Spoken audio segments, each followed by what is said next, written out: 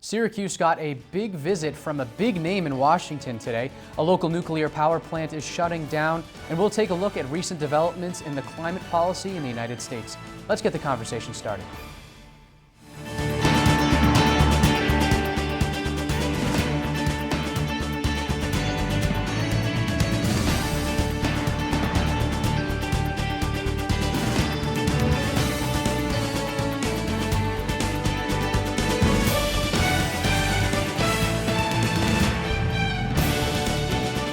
Good evening and welcome to Talking Points. I'm Max Darrow, your host. Students at Syracuse had the opportunity to hear from Vice President Joe Biden on campus today. Biden, an alum of the College of Law, was here to help promote the It's On Us campaign. There were over 1,000 people in the audience, including students, faculty, and local politicians. I was actually at the event earlier today, and let's take a look at what happened. We have to change the culture on campus and society as to what is acceptable. We have to change the standard of decency by which we measure ourselves. The standard by which we should measure ourselves is that any time consent is not given or cannot be given, we understand, we make no mistake, we make no excuses. It is rape, or it is whatever the form of sexual assault is taken. At some points, Biden was nearly shouting, others nearly whispering, but speaking candidly, his message was loud and clear. No consent means no, whether you're conscious or unconscious. It means no. Other elected officials spoke as well, including Senator Kirsten Gillibrand and Congressman John Katko. Here's what they had to say. If enough of you raise your voice and speak out, we can change the world. And I believe with all my heart that sexual assault should be handled just the way any other crime is handled. It shouldn't be swept under the rug. It shouldn't be kept away from people. It should be handled just like any other crime, be it an assault, be it anything else you do on campus. It's a crime. It's not some kind of social thing. It's a crime and should be treated as such. The vice president left students with a good note: confidence. And I can't tell you how optimistic I'm about what you're going to be able to do. God bless you all, and may God protect the survivors. Thank you very much. The James A. Fitzpatrick nuclear power plant in Oswego County is going to be shut down by 2017. The closure will cost hundreds of jobs and millions of dollars in local economic activity. Here to explain why this decision was made and the impact it will have is Talking Points correspondent Sarah Nevin. Sarah, thanks for being with us tonight. You're welcome, Max. So Sarah, right off the bat, how is the closing of this Fitzpatrick power plant going to affect Central New York? Well, first off, the plant is a huge source for high-paying jobs in the county. There's going to be 615 employees who earn an average of $120,000 a year without a job. So that's a huge loss. Also, it's estimated that the closing will cost the state about $500 million in local economic activity. There's also going to be huge environmental implications. It's estimated that the loss of carbon-free emissions is around $3 billion for overall. And that's because the plant supplies nearly 700,000 households with electricity, and replacing that power source will either require dumping money into a new clean energy source like wind, or turning towards natural gas or coal, which would raise the state's carbon emissions.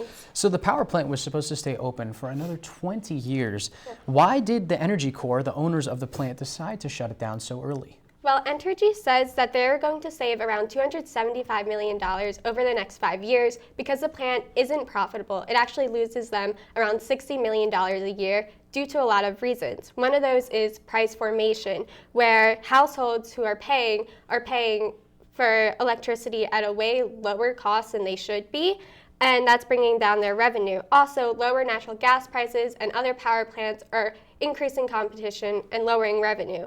There's also claims that the government doesn't fairly compensate nuclear generators for providing carbon-free emissions like they do with other clean energy sources. And so all of this makes it very difficult for them to pay for the high operational costs of the plant. So the state must be involved with this at some level, maybe preventing a shutdown. Tell me a little bit more about that. Yeah, so Governor Andrew Cuomo says that he is pursuing every legal and regulatory avenue to stop a shutdown. However, legally, there really isn't anything he can do to force them to stay open. The other option is to negotiate. And Representative John Katko says that Cuomo and Entergy officials have been in meetings over the last week, but no decisions have come out of those discussions yet. However, state officials are reviewing the impact that the closing of the plant will have on the regional power grid. And so, depending on what they find, they could push back the shutdown at least for a few years until an alternative power source is implemented. So what about the reactor and just the nuclear waste at the plant? That's got to go somewhere. Yeah, so according to federal regulations, the site will remain as it is for at least 50 years, and then cleanup will take around 6 years. And that's because studies find that after 50 years, the plant will emit 99% less radiation than it does at an initial shutdown. Also, it costs a lot of money for decommission and deconstruction to happen, around $1 billion, and Entergy just doesn't have that money right now. Well, Sarah, thank you for being with us tonight. Tensions have been high at the University of Missouri this week. Talking Points correspondent Kate Wyatt joins us in studio to talk about why students are protesting and what results have come from the protests. The protests at the University of Missouri-Columbia began in early September when student government president Peyton Head voiced his frustrations on a Facebook post after a group of students shouted racial slurs at him on his way home. Chancellor R. Bowen Lofton responded to Head's concerns a week later, calling the situation, quote, totally unacceptable. Students protested that the response lacked any form of plan or action to resolve the problem. Nearly a month later, an intoxicated white student disrupted the Legion of Black Collegians' homecoming preparations and called them racial slurs. In late October, another incident followed when an unknown individual used feces to draw a swastika on the side of a dorm building. In protest of the university's response to these incidents, graduate student Jonathan Butler went on a hunger strike and demanded the resignation of the University of Missouri's president, Timothy Wolf. Here he is pictured behind me, protesting with fellow students. Butler met with the school's football team as well, and more than 30 black players announced their intention to boycott practices and games until Wolf resigned the next day. On November 9th, Wolf and Chancellor Lofton stepped down from their positions, even though Wolf's resignation meant the demand of some students protesters. The atmosphere on campus is still tense on Wednesday. Anonymous threats were posted on the social media app Yik Yak, which caused many professors to cancel classes and kept many students away from the main campus. Students across the country have been pledging their support for the Mizzou students on social media. Syracuse students met on the quad today and made their way to Shine Student Center to stand in solidarity with the students. Talking Points will be right back.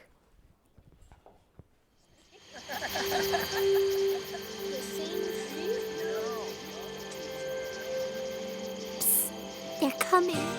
Places, everybody. Light check. 1, 2, 1, 2. Everything looks good on our end.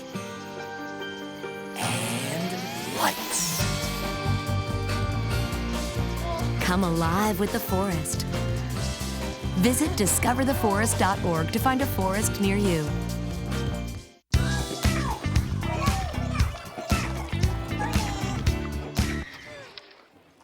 Looks like it's done.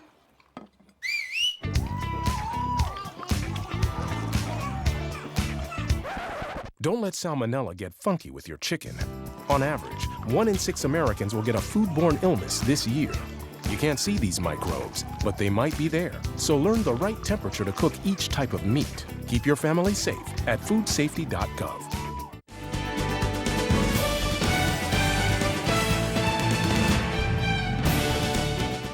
Gun advocates are protesting a new type of gun known as the smart gun.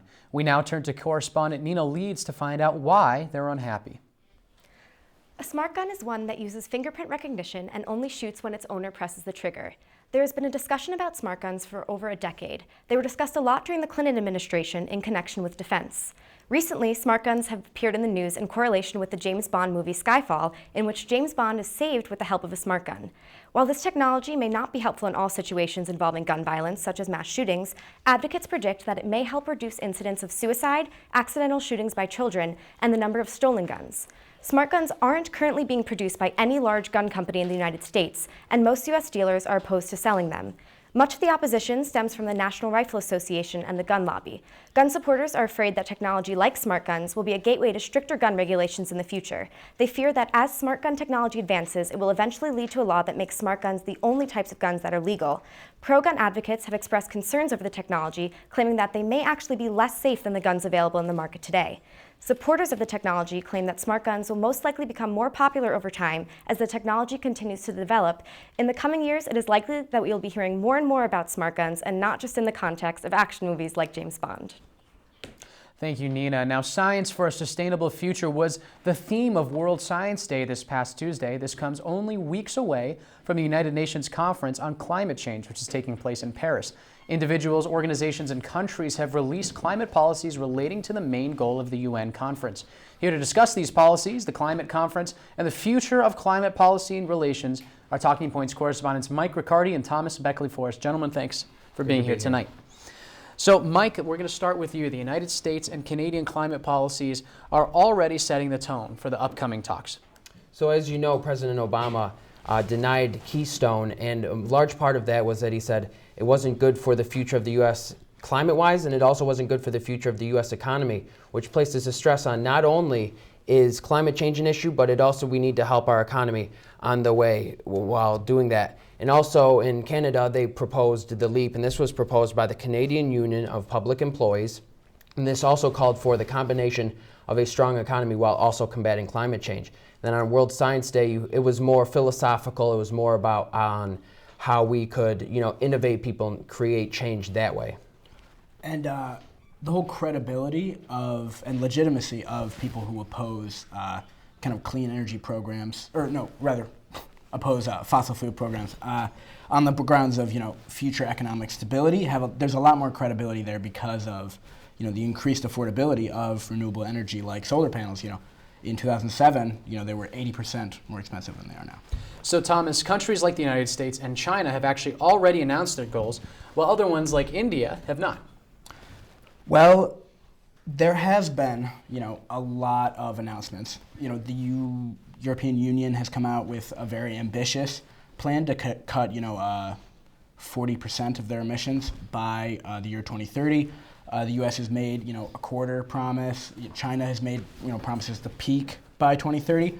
But it's presumed that a lot of these countries that haven't come out with their own announcements, there's going to be pressure placed on them to come out with announcements, and pressure from the more environmentalist factions to make much more ambitious promises. And an important thing about this this climate talk coming ahead in Paris is that it wants to go beyond Kyoto, where only some countries participated. It wants to get almost every country to do their part. And as Tom described, some countries have different roles in this process, but the main goal is to get everybody on the same page so that we can all do our part into fixing the climate crisis. So on the other hand, though, the commitments thus far will not be enough to prevent a global temperature rise of 2 degrees Celsius above pre-industrial levels within the next 30 years. So tell me a little bit more about that. So yeah, experts have basically said that it's seamlessly impossible to stop before this 2 degrees Celsius increase before pre-industrial levels. However, I heard this great analogy used by this one expert that basically said, we're going full steam ahead up this mountainside, and at this rate we're going to fly right off the cliff. But instead, we just need to slow it down enough where we smash into that guardrail and then we can keep driving. There's important context to provide there is that some countries in the developed world, particularly low-lying island nations and poor African countries that are likely to be the most struck hard by the droughts and raising water levels that are going to accompany that, carbon rise. They said even 2 is too much. Even 2 degrees is too much, 1.5, we got to cap it there. But experts say, we're going to far exceed that. And there's really a lot of contention between the developed world and the developing world on who's going to pay for this, all these kind of infrastructure transitioning policies. Well, continuing this debate, who is going to bear the burden then? You can't put it on the developing nations, but the developed nations don't seem to want to bear that burden. No, and there is kind of definitely an imbalance in terms of developing nations have contributed in large part to these, carbon emissions, and a solution that the rich world has kind of thrown out there is that international government, international banks like the World Bank, and private sector companies are going to foot the bill for a lot of this new development, which some developing countries are a little wary of because there's a lot of nitty-gritty, there's a lot of terrain potential for kind of that to go awry. So there's a lot of controversy then over what will be legally binding in the agreement. So John Kerry, on one hand, has been slightly pessimistic, and Tom can really go into that in great detail. But I'd like to highlight Al Gore, who, he's the one that started this whole movement so many years ago, and he's actually very optimistic. He thinks that people are starting to connect those dots with all the weather instances that we're seeing on the news. People are also starting to realize that it makes sense economically that we should be doing this. And Friday he's going to be hosting a 24-hour telethon at the Eiffel Tower featuring a lot of celebrities to raise awareness about this issue. So finally for you, talking about climate change, it distances a lot of people. We're talking a debate between developing nations, developed nations. It brings people apart. So fear as a tactic really offsets a lot of people. People don't want to think about the future because it seems so bleak. They just want to think about tomorrow and the next day after that. However, I think when people start connecting these dots, that if we can solve the climate crisis now, that we can prevent 100 million people from entering global poverty within the next couple of decades. We can create a lot of new jobs, that it's actually going to be cheaper to deal with the issue now than it will be decades down the line. For global stability, a lot of these policies have wide ramifications in terms of addressing global inequality, all that kind of stuff. Well, gentlemen, thank you for being with us tonight. Don't go anywhere. Talking Points. We'll be right back. Jimmy can't sing, and Tommy can't dance, so we're gonna put some ants in their pants. Aww. Kids will spend 22 minutes watching us, the super duper party troopers, sing about ants in their pants. Isn't that funny? Ants in their pants, they got ants in their pants, they've got ants in their pants. Brushing for 2 minutes now can save your child from severe tooth pain later. 2 minutes, twice a day. They have the time. Wow, these are really good. You act surprised.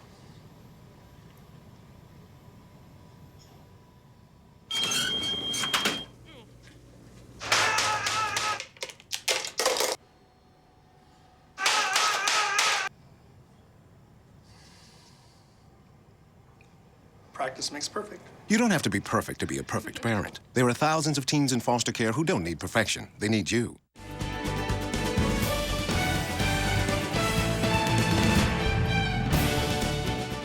This week, President Obama met with Israeli Prime Minister Benjamin Netanyahu. Talking Points correspondent Zina Saifi joins me now in studio to talk about what the meeting might mean for the future of their relationship. Zina, thanks for being with me tonight. So there were a lot of key points addressed in this meeting. Talk to me about them.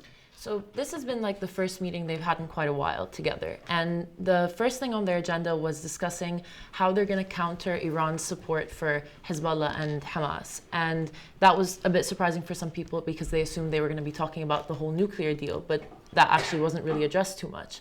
Another thing was also how they were going to counter Russia and Iran's support for the president of Syria, because they obviously don't want him to remain in power. And another thing was, which is always going to be discussed whenever you're discussing something with the Israeli Prime Minister, it's the two-state solution. But something that was new that was brought up was a 10-year memorandum plan that they have to provide more, to improve the weaponry aid that's given to Israel by the United States and to increase it because of all the issues that have been happening now between Israelis and Palestinians, the clashes.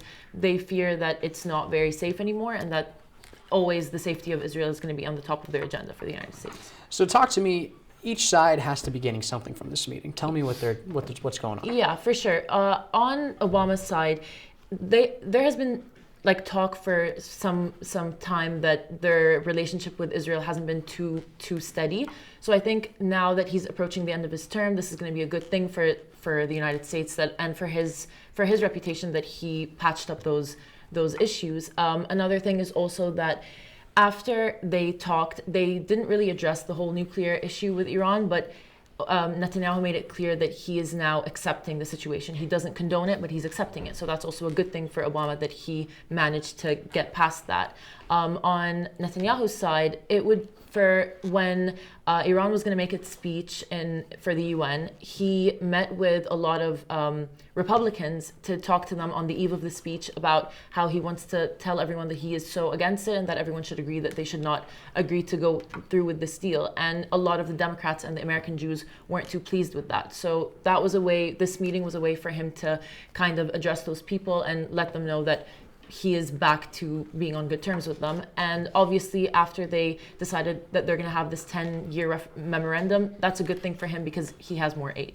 Zena, thank you so much for being with us tonight. The Affordable Care Act's birth control mandate is conflicting with the beliefs of religious organizations. Talking Points correspondent Hearns Laguerre Jr. joins us now to talk about how a Supreme Court case may further the debate of religious beliefs versus government mandates. Hearns, good evening. Good evening. How are you doing? Pretty good. So tell us more about the court case that the Supreme Court just opened up. Well, the Little Sisters of the Poor, which is a Catholic organization of nuns, is suing the government because they feel the contraception mandate of the Affordable Care Act is going against their religious beliefs. And here's the reason why. The Affordable Care Act requires all U.S. insurance plans to cover about 20 varieties of FDA-approved contraceptions to be free for all patients. So does the act exempt churches or what? Talk to me about the main arguments. Yeah, here's the thing, because the act exempts churches, places of worship, but not religious organizations, which is what the Little Sisters of the Poor are. And here's where it gets more complicated, because in this case, the Little Sisters of the Poor are exempt, but the government is stepping in to provide funding for the contraception. But here's the problem that the Little Sisters of the Poor have. If they explicitly take the government stepping in to pay for the contraception portion of their insurance plan, they're explicitly saying that they accept their assistance. And that means they're behind supporting of contraception, which they don't. This goes against their entire religious belief, so they want nothing to do with it. It doesn't matter who pays for it. They just don't want it to be a part of their system. So Hearns, tell me about the possible outcomes for either way for the decision. Well, there's a lot, because here's the thing, because if, let's say the Little Sisters of the Poor lose this case, then they either have two decisions to, I guess, swallow down and, I guess, accept the mandate and, push back against their own religious beliefs. But then that means, I guess, they go against something that's core to their values. But if they, go against it, they also, will possibly get shut down, and that means they won't be able to help out with the poor and pretty much do a lot of the things they do for the community. And if the government, wins, that will redefine the way we see religious beliefs and how they correspond to mandates. Well, Hearns, thanks for being with us tonight. We will be right back. No, we will not. China and Taiwan have been at odds for almost 60 years. However, this week the two countries took a step to increase diplomacy and communication between them. Here to tell us more about what happened and what may come of it is Talking Points correspondent Dan Prager. Dan, sorry about that. Oh, no problem, Max. So, Dan, China and Taiwan have taken a big step in improving a rocky relationship between the two nations. Tell me a bit about it. Well, the Chinese and Taiwanese leadership held a summit on Saturday, and it is the first time the Chinese and Taiwanese leaders are going to meet since Taiwan became an entity in 1949. President Xi Jinping of China and Ma Ying-jeou of Taiwan met in third-party country Singapore to promote peace and diplomacy between the two countries. They both agreed not to make any agreements and not make this political. It is all about diplomacy and all about peace. And the major moment of this meeting was a handshake between the two that lasted almost a minute, that was very photogenic and showed the world that China and Taiwan can get along. So why do China and Taiwan have such a troubled past? Well, it all goes back to 1949, when the Communist Party of China took over under the leadership of Mao Zedong. Chiang Kai-shek, the former leader of the Nationalist Party, had his members of the party flee to what is now known as Taiwan. Taiwan took the name of the Republic of China and embraced democracy, while mainland China, as we know it today, is the People's Republic of China and is a one-party state.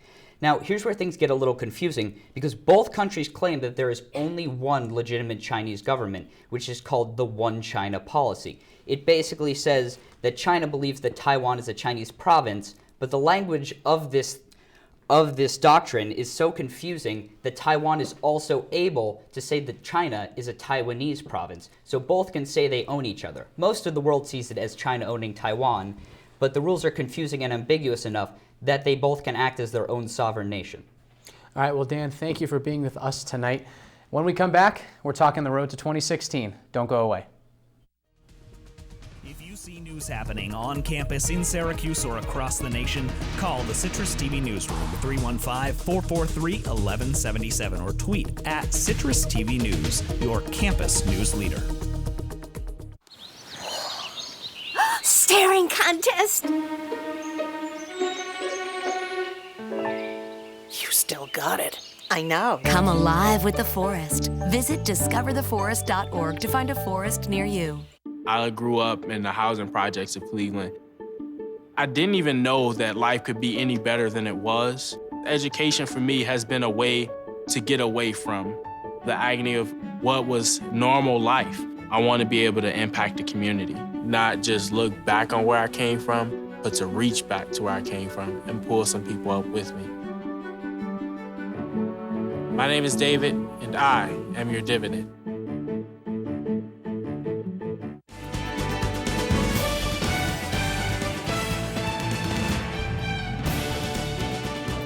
As the road to 2016 continues, we're going to discuss a new topic this evening, how candidates utilize social media. Joining me now is Newhouse professor Jennifer Greigel. Thank you for being with us tonight. How you doing? Pretty good. So, a lot of the candidates are using social media in different ways. Let's take a look at Twitter specifically. Donald Trump versus someone like Jeb Bush. Yeah. Such a different style. I just had a look at their accounts before I came on today, and was just giving him a quick compare, and I have to say that the candidates who are getting the most mentions lately have the most professional Twitter accounts. Go figure, right?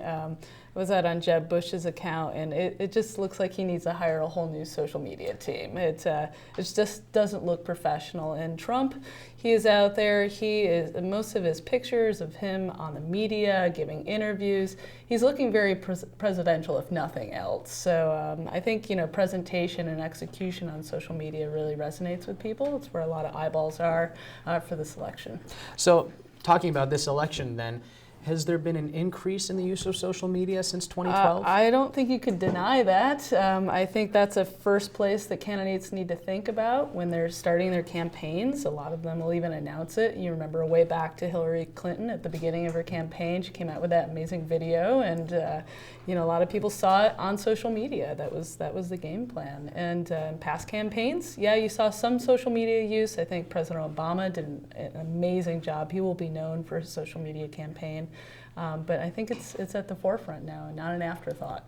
So say an election 50 years ago were to happen now, what would that look like with social media? Geez, I don't know. I don't even know the things that are going to be dreamt up 50 years from now. I think mobile will probably be actually in our head. I don't think we'll need external devices. I think you'll eventually see voting happening on some other device. I don't think you'll have to go to the polls in the future. I'm really interested to see how it might play out. I hope I'm around for it, but it probably won't even be called social media at that point. It'll maybe be like teleporting or something. I have no idea, but I think it'll be very different from even what we can imagine today. So my final question for you, do you think social media is good for candidates?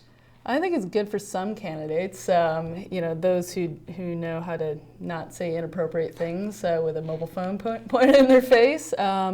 And I think some candidates know how to work social media better than others. I think you'll see Hillary Clinton, Donald Trump, who have been out on social media for a long time, very comfortable. I think Text for Hillary, with Hillary, really did a lot for her. It helped her become comfortable on social. And you're just starting to see Bernie Sanders and Ben Carson. They're just getting started, and you can kind of tell that they have some work left to do, but they're getting there. Well, Professor Greigel, thank you so much for being with us tonight. Sure. And if you want to check out her class, NHSMC on Twitter, you can follow it for anything related to the class. She's an expert on social media. That's all the time we have for tonight.